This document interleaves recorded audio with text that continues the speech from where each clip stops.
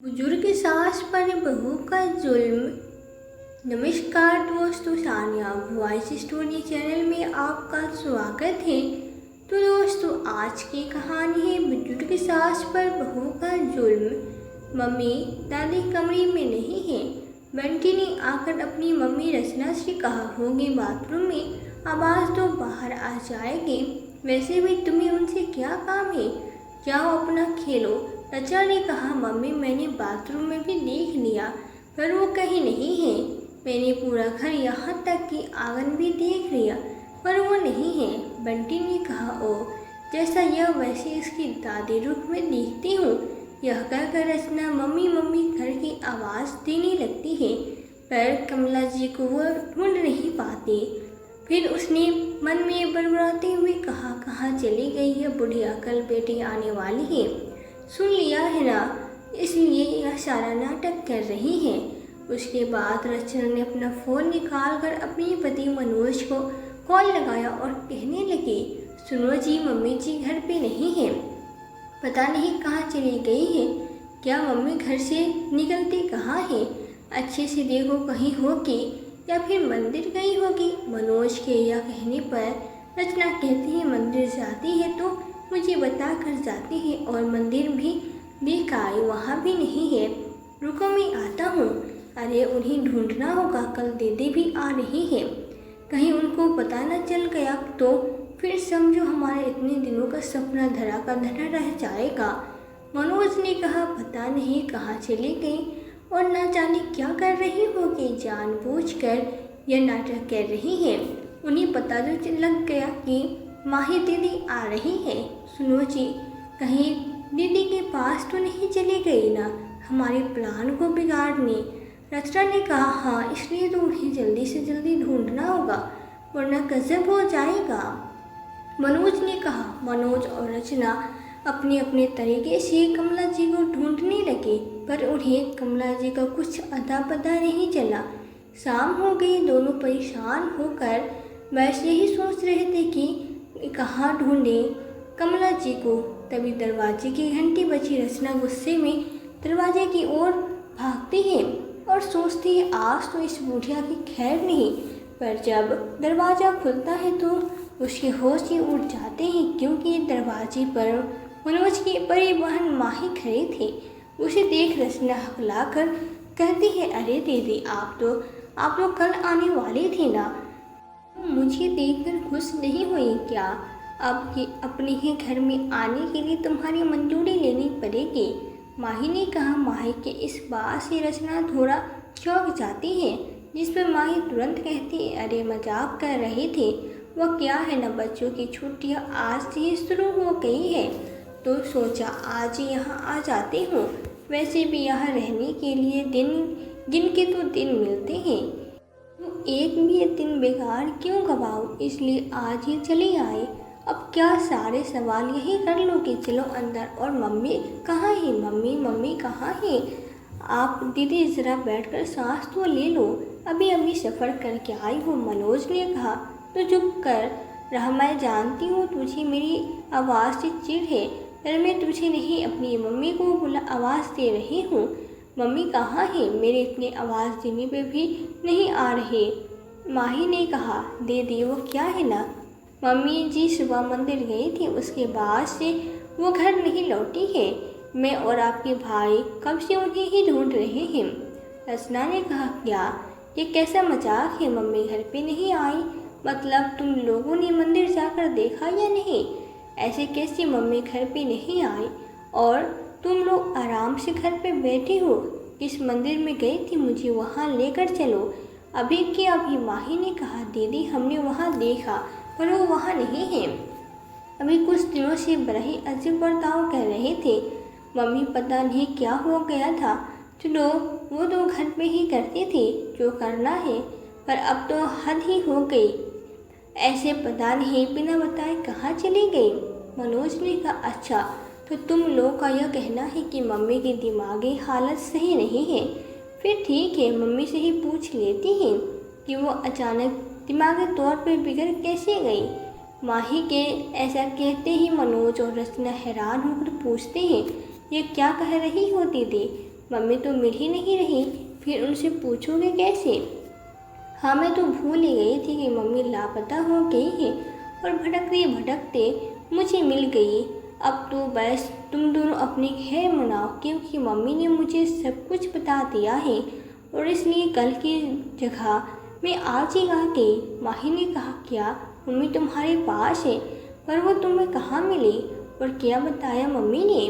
तुम्हें मनोज ने कहा। देखो मनोज, तुम तो जानते हो कि मैं यहाँ अपने नाम पर रखे उस खेत को तुम्हें देने आई थी, क्योंकि भगवान की दया सब कुछ है मेरे पास। बस पर अब जब तुम लोगों की पोल खुल गई है तो मेरा इरादा भी बदल गया है। माही ने कहा, क्या किया हमने जो इतना सुना रही हो? इतना ही प्यार आ रहा है मम्मी पर तो रखो ना उसको अपने पास, तब पता चलेगा और किस इरादे की बात कर रही हो। जाओ जाकर वो ज़मीन भी मम्मी को ही दे दो। हमें ना तुम मम्मी चाहिए और ना ही तुम्हारे कोई खेत चाहिए।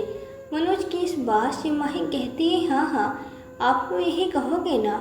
यह घर मम्मी के सारे कहने ने हड़प तो लिया है, फिर यह ज़मीन मिले या ना मिले क्या फ़र्क पड़ता है?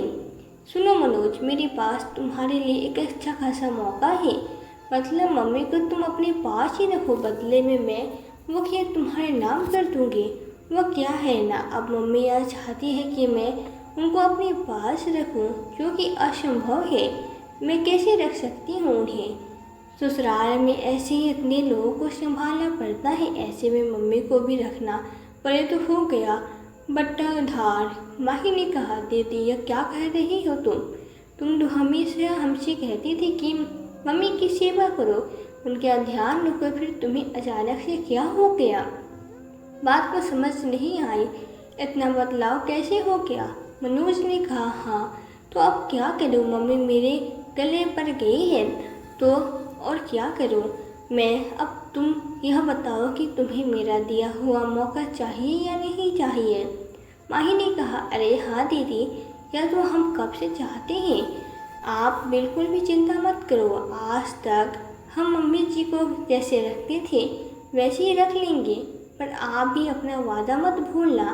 रचना ने कहा, हाँ बिल्कुल रचना, चलो यह बात तो टली, पर मुझे एक बात समझ नहीं आई कि मम्मी बता रही थी कि तुम दोनों उनको मारते पीटते हो, पर जब यह तुम्हारी बातें मान ही जाती है फिर मारने पीटने की क्या ज़रूरत है?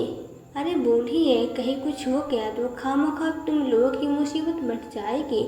माही ने कहा, क्या बताओ दीदी, कभी कभी इतना दिमाग खराब कर देती है ना कि हाथ खुद ब खुद उठ ही जाता है। अब उस दिन की बात ही ले लो। रचना ने उसे कहा कि आज खाना हम बाहर खाएंगे तो अपना खाना फ्रिज में से लेकर खा लेना। तो उसने हमारे साथ ही अपने लिए खिचड़ी बनाई और उसे खाया और फ्रिज का खाना वैसा का वैसा ही पड़ा रहा। जब हम घर लौटे तो रचना ने देखा फ्रिज में खाना वैसा ही पड़ा है। पूछने पे पता चला कि मम्मी ने अलग से खिचड़ी बनाई, क्योंकि खाना 2 दिन पुराना था और मम्मी से वो खाया नहीं जा रहा था और कल भी उसने वही खाया था। रोज़ रोज़ अलग अलग स्वाद चाहिए उन्हें। अब बताओ, ऐसे में उन पर हाथ न उठाए तो क्या करें? मनोज ने कहा, हाँ क्या यह सच है? मम्मी भी न बड़ी चालाक है, यह वाली बात तो बताए ही नहीं। बुढ़ापे में इतने नखरे सही नहीं है। माही ने कहा, हाँ यह क्यों बताएगी भला? पता है दीदी, एक दिन की बात है, अपने लिए वो चाय बना रही थी तो मैंने अपने लिए भी 1 कप चाय मांग लिया, तो इस पर उन्होंने मेरी चाय न बनाने के चक्कर में अपनी गाढ़ी चाय छानकर मुझे सिर्फ पतीले में पत्ती उबाल कर दे दिया, पर वो मुझे उल्लू बना नहीं सकी। मैंने वही चाय उन्हें पिला दी, तो कहो कुछ बुरा किया क्या? मैंने रचना ने कहा, फिर मम्मी तो कह रही थी कि तुम हमेशा उन्हें चाय की जगह सिर्फ पानी में पत्ती उबाल कर ही देते हो, पर असली बात तो उन्होंने कभी मुझे बताया ही नहीं। सच में बहुत तंग करती है मम्मी, है ना? इन्हीं तो तुम लोग ही झेलो, मैं तो पहले से ही अपने सास ससुर को झेल रही हूँ। पता है मम्मी यह भी कह रही थी कि तुम लोग उन्हें दिनों दिन भूखा रखते हो और जब वो खाना मांगती है तो तुम काम करने की शर्त रखती हो। जिसको करने के बाद ही उन्हें खाना देती हो। मुझे पक्का यकीन है यह भी मम्मी ने नमक मिर्च लगा कर ही कहा होगा। माही ने कहा, देखो दीदी, अब मम्मी जी के कम खर्च तो है नहीं जो उन्हें मुफ्त में खिलाए, इसलिए घर के कामों में हाथ बटाने को कहती हैं। पर महारानी को बस आराम से बैठकर मुफ्त की रोटियां तोड़नी होती हैं। जो हम उन्हें भूखे रखने की धमकी न दे तो वो कोई काम न करे, इसलिए डर कर घर के सारे काम करती है। मम्मी कर देती है। जो काम अगर किसी के करवाने जाओ तो खर्चे होंगे, वो खर्च मम्मी के ऊपर हो जाती है। अब हिसाब किताब तो करना पड़ता है ना। मनोज ने कहा, हाँ सच कहती हो मनोज, पैसों को बड़े हिसाब से खर्च करने चाहिए। पापा के जाने के बाद अगर मम्मी ने भी हिसाब से उनके बचाए पैसों को तुम पे खर्च न करती तो आज उनकी हालत ऐसी नहीं होती। माही ने कहा, तो उन्हें क्या लगता है उन्होंने इतनी आसानी से सब कुछ हमें दे दिया? अब तीनों बाहर हमारा खा रहे थे, हम ही उनकी देख रेख कर रहे थे, इतना तो हमारा भी हक बनता है ना कि उनकी सारी प्रॉपर्टी पर अपना हक जता सके। मम्मी तो यह घर हमारे नाम न करना ही चाहती थी, इसके लिए न जाने मुझे कितने पापड़ बेलने पड़े। मैं क्या ही बताऊँ तुम्हें, इसके लिए इन्हें कई दिनों तक भूखा भी रखा, पर मम्मी दस मस नहीं हुई। अंत में धोखे से इनके साइन लेने पड़े। मनोज ने कहा, चलो अब तो सब मिल गया ना, तो अब इसे ही रख लो। देखो मेरे पास ना तो इतनी जगह है और ना ही इतनी फुर्सत। इतने दिने जैसे झेले वैसे ही आगे भी झेल लो। और यह खेत के कागजात कल आ जाएंगे, जिसमें दस्तखत के बाद मम्मी को मैं यहाँ छोड़कर चली जाऊँगी। माही ने कहा। माही की बात सुनकर मनोज और रचना के मन में लड्डू फूटने लगे। फिर मनोज माही से पूछता है, पर दीदी मम्मी तुम्हें कहाँ मिली कि तुमने बताया नहीं मुझे? तो बस ये सोचकर हंसी आ रही थी कि मम्मी कहाँ सोच रही होगी कि वो अपना दुख तुम्हें बताएगी तो तुम उनकी मदद करोगी, और कहाँ वो फिर से यहीं आकर रहेगी। मैं तो कल ही आने वाली थी कि तभी मुझे एक अनजान नंबर से फ़ोन आया, जिसमें मम्मी कह रही थी कि वो घर छोड़कर आई है क्योंकि तुम लोगों ने इन्हें जान से मारने की धमकी दी है। मैं तो घबरा गई और भागी भागी घर आ गई उनके पास, पर उन्होंने ऐसा क्यों कहा वो अभी तक समझ नहीं आया। माही ने कहा, अरे वो क्या है ना दीदी, मैं बताती हूँ। सुबह उसने कहा कि पहले घर की साफ सफाई कर ले, फिर नाश्ता मिलेगा। तो इस पर वो कहने लगी, नहीं बहू, पहले कुछ खाने को दे दो, रात भी कल कुछ नहीं खाया था, जोरों की भूख लगी है। जबकि रात को उन्होंने चोरी छिपके बिस्किट खाए थे। मुझे इस बात से गुस्सा आ गया और मैंने मम्मी जी से कहा कि अब तो आपके खाने में जहर मिलाकर ही दे दूँगी, ताकि आपकी भूख हमेशा हमेशा के लिए ख़त्म हो जाए। इसीलिए वो बिना कुछ खाए और बिना कुछ बताए घर से निकल गई। रचना ने कहा, ओह अच्छा, मैं तो पता नहीं क्या समझ बैठी थी।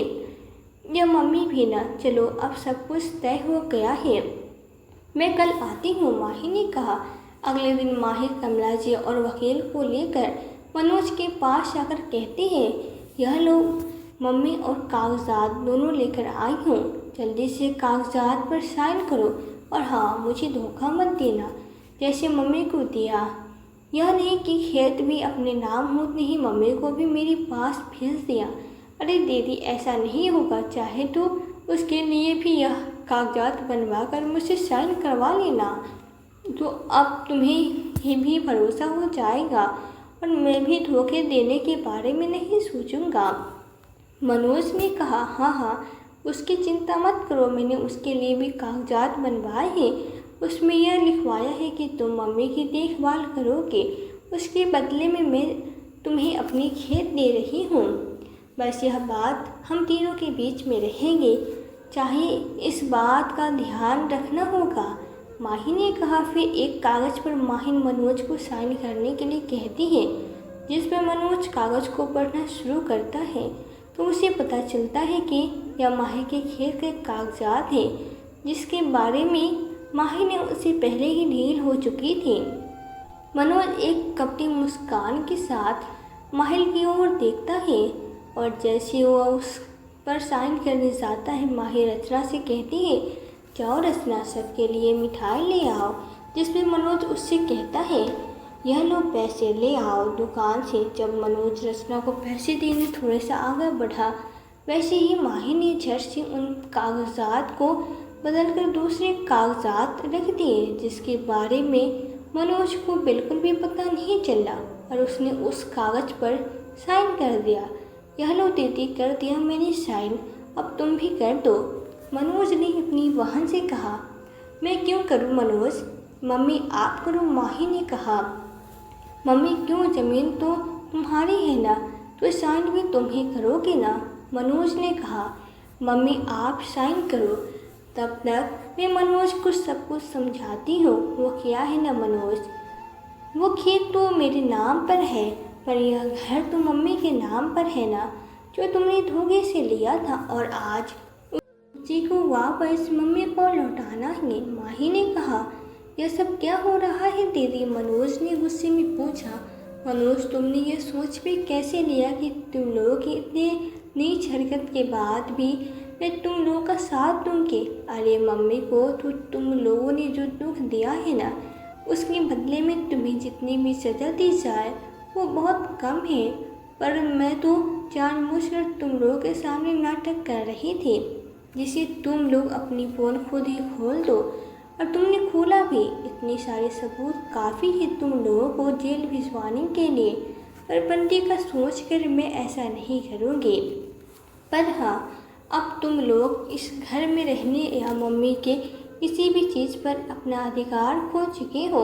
और रचना, तुम मम्मी के सारे गहने भी दे देना, वो भी अभी के अभी। माही ने घर के अंदर मिठाई लेकर आई हुई रचना से कहा। यह सब क्या हो रहा है दीदी? अभी तो आप कुछ और ही कह रहे थे और अभी यह सब क्या है? जी आप भी यूँ शांत खड़े हुए हैं, या मुझे भी तो बताइए। रचना हैरान होकर माही और मनोज से पूछती है।